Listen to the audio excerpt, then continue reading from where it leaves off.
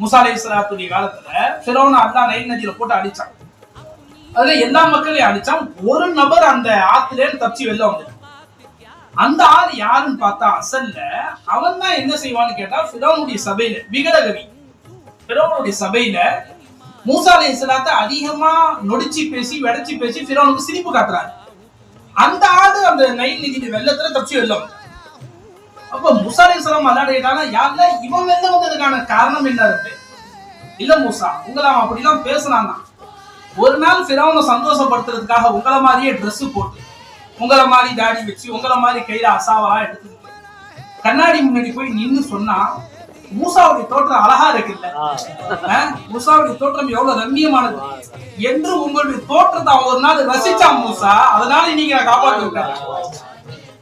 உங்க தோற்றத்தை ஒரு நாள் அறிஞ்சிருந்தோம். இப்ப ஃபைசி நாயன் சொன்னாங்க, நீ ரசூலுல்லாஹ் மாதிரி தாடி வச்சிருந்தா அல்லாஹ் உன்னை விட்டுருவானா? நீ ரசூலுல்லாஹ் மாதிரி ட்ரெஸ் பண்ணியிருந்தா அல்லாஹ் உன்னை விட்டுருவானா? நீ ரசூலுல்லாஹ் மாதிரி நடந்துக்கிட்டா அல்லாஹ் உன்னை அழிப்பானான்னு கேட்டாங்க. சார் மூசா அலைஹிஸ்ஸலாத்துக்கு எதிரான ஒரு நபர் மூசா அலைஹிஸ்ஸலாம் மாதிரி ட்ரெஸ் போட்டிருந்தாரு. ஒரு தடவை ஹஜ்ரத்